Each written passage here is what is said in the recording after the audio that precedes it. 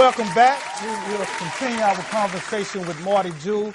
Marty, one of the questions I've been meaning to ask you, not about the politics in Richmond. We know how that is, and we know the stuff with the students, I think several months ago, where they marched to City Hall because they said, no more, we want our schools fixed. And I know you were part of the team that helped vet the new superintendent. Can you speak on that and how you think he is doing so far and where we're going from here? I think so far so good. Okay. I was on the team that helped vet him, and they literally, the mayor's office was involved in trying to select someone else out of the final three applicants. One of them dropped out. Well, now I won't say dropped out, but pulled his name out of the hat, right? Yeah, we won't get into that. All I'm saying is, I think out of the three, this is the best. Right. And he understands, it's pretty obvious, that before you can fix programs, and they desperately need fixing, you got to fix systems. And so our buildings, a system is a system. Our finance department is a system. Our HR department, personnel. He's got to get all of that cleaned up. Right. Transportation, the bus system. He got to get that system straight before he can get the programs, and that's we need to be a bit patient about that. Right. He's only been here since January. He just figured out where all the light switches are in the toilets. So get a man a break, number one. Number two, let's challenge him. Right.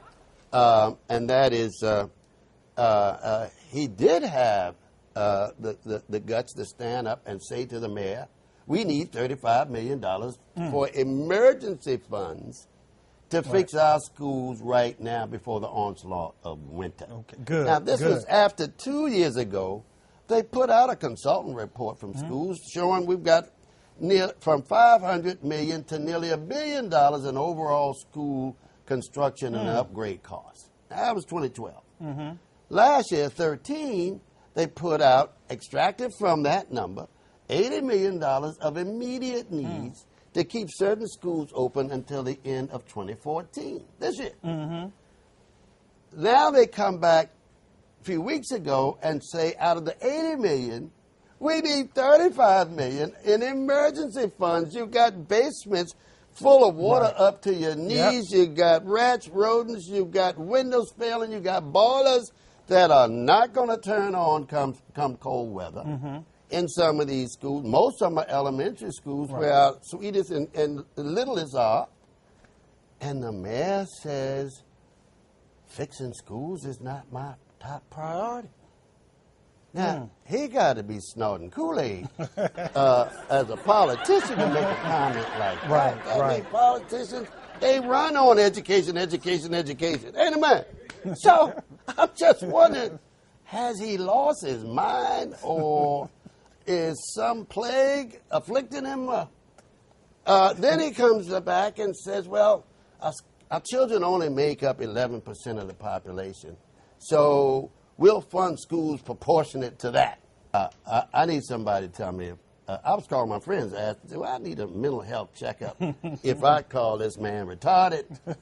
That, in fact, something's wrong here, that not only is he thinking this stuff, but he is actually saying this and thinks he's right. And then he makes a comment that, you know, we've got to get better school performance outcomes. Right.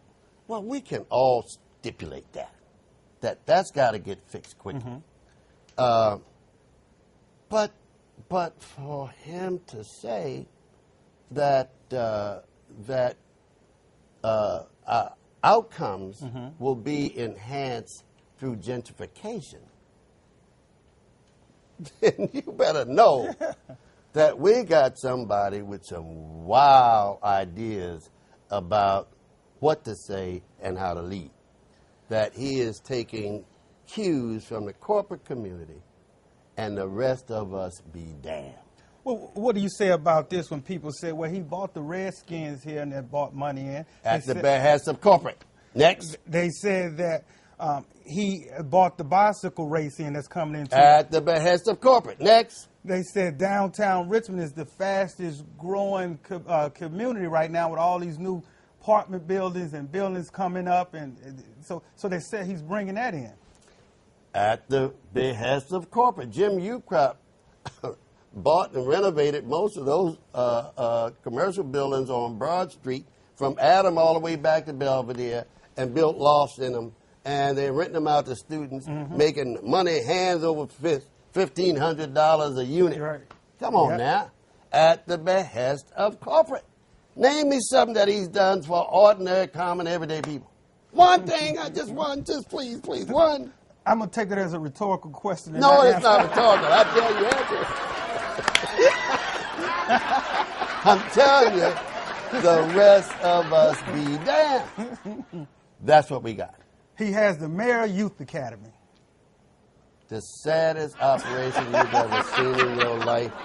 It has scaled back from 800 kids a summer to less than 300 kids a summer. Nothing's working. The juvenile detention center has been much improved. Okay. Social services is in the toilet. Our police officers are telling me about how officers are leaving because we're not paid enough. We don't get the steps in advancement anymore.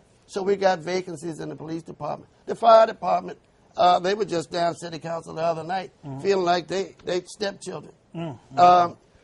Public works, they had the blitz in dragging the alleyways and resurfacing the alleyways. Well, they rent the trucks and the equipment to do that. They were spending too much money. They had to abort that. They pushed the guys over to paving. Well, we got leaves to pick up shortly. Yep. They're going to snatch them from the Darren road improvements while they are cutting temp workers. So you tell me one department in this city that got a smiley face on it, and I'll eat your hat. Marty Jewell, it was a pleasure. This is only part one. We're coming back. Sometime he's going to finish up. Anytime. Thank you, Marty. I appreciate it. We'll be right back.